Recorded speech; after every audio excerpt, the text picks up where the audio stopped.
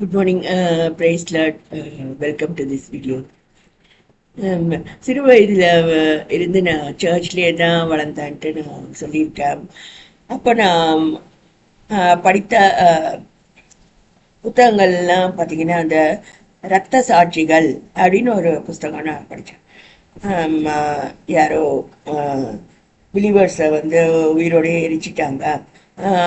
அப்படியெல்லாம் வந்து புஸ்தகங்களை நான் படிச்சிருக்கேன். அப்புறம் வந்து ரஷ்யாவில் நடக்கக்கூடிய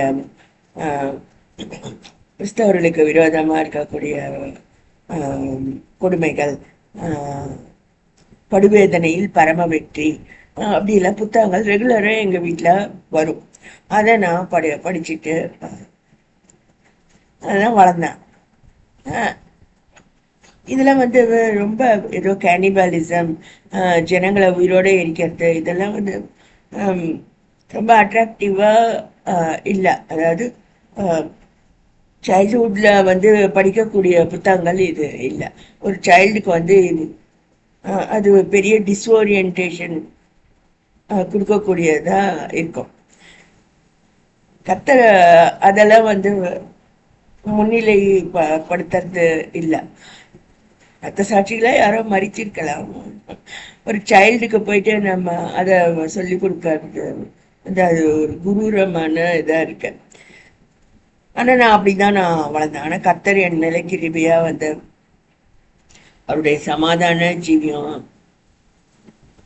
அவர் கையிலேருந்து நான் வாங்கி கொள்ளக்கூடிய ஆசீர்வாதங்கள் அப்படி எனக்கு போதிச்சு வழிநடத்தி வராரு. ஸோ இது எனக்கு கிடைத்த மிகப்பெரிய அதிர்ஷ்டம்னு நான் சொல்லலாம்.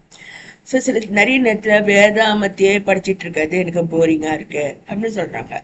இல்லை வேற ஸ்பிரிச்சுவல் புக்ஸை படிக்கிறது எனக்கு போரிங்காக இருக்கு, அதெல்லாம் ப்ராக்டிஸ் பண்ணுறது ஜெபிக்கிறது போரிங்காக இருக்குன்னு சொல்றாங்க. நான் இப்பெல்லாம் வந்து டெலிவிஷன் பார்க்கறது தப்பு அப்படிங்கிறாங்க. நான் சில சீரியல்ஸ் நான் பார்ப்பேன், சில எபிசோட்ஸ். நேற்று புது வசந்தம் அப்படி ஒரு சீரியல் வந்துட்டு இருக்கு. அதில் நான் ஒரு எபிசோட நான் பார்த்தேன். அதில் ஹீரோயினோட பேர் என்னோட பேரே தான். ஸோ அவங்க ரொம்ப அழகாக இருக்காங்க, நல்லா ட்ரெஸ் பண்ணி அவங்களுடைய புதிய கணவரோட எங்கேயோ ஒரு இதுக்கு போயிருக்காங்க. போன இடத்துல ஒரு ஹோட்டலில் போய் அவங்க சாப்பிட போகிறாங்க. ஹோட்டலில் நடக்கிற விஷயங்கள் வந்து அந்த பொண்ணுக்கு பயமாக இருக்கு. அவங்க கேட்குற சாப்பாட்டை அவங்க தர மாட்டேங்கிறாங்க. ஒரு ஆரஞ்சு ஜூஸ் கேட்டால் 2 தராங்க. அது மாதிரிலாம் கேட்டு கடைசியில் அவங்களுக்கு பே பண்ண முடியாமல் ஜிபேல பண்ணறதுக்கு வசதி இருக்கா அப்படின்னு கேட்குறாங்க. இல்லைங்கிறாங்க. கடைசியில் அந்த பொண்ணுக்கு தான் அது ஆபத்தாக முடியுது. அந்த கணவரை போயிட்டு நீங்கள் ஏடிஎம்ல பணம் எடுத்துட்டு வாங்க அப்படின்னு சொல்றாங்க. அந்த பொண்ணை வந்து இங்கே நிறுத்திட்டு போங்க அப்படின்னு சொல்றாங்க. பொண்ணு பயப்படுது. இது ஆபத்தான விஷயங்கள் தத்ரூபமா காட்சிப்படுத்தி இருக்காங்க. எப்படியெல்லாம் வந்து உலகத்துல வந்து நம்ம ஆபத்துக்களை ஃபேஸ் பண்ண முடியும் அப்படிங்கிறது ஒரு தத்ரூபமா அது காட்சி அந்த எபிசோட்ல நான் பார்த்தேன். அதில் பார்த்தீங்கன்னா பேர் கூட அது என்னுடைய பேராகவே தான் இருந்தது. அந்த நிகழ்ச்சிகளும் வந்து என்னுடைய வாழ்க்கையில் நடந்த நிகழ்ச்சிகள் போலவே தான் அது இருந்தது. ஸோ பணம் இல்லைன்னா நம்ம அங்கே போயிட்டு மாவு ஆட்ட முடியுமா? இல்லை ஆபத்தான சூழ்நிலைகள்ல வந்து அந்த ஹஸ்பண்ட் வந்து சண்டை போட பார்க்குறாரு அப்படின்னு நம்ம நிறைய பேரோட சண்டை போட முடியுமா?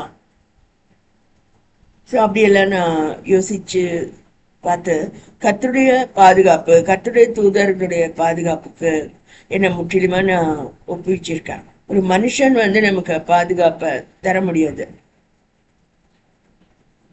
மனுஷன் கொடுத்தா நிறையாது, கர்த்தர் கொடுத்தா குறையாது. இதை ஷேர் பண்ணுறேன்.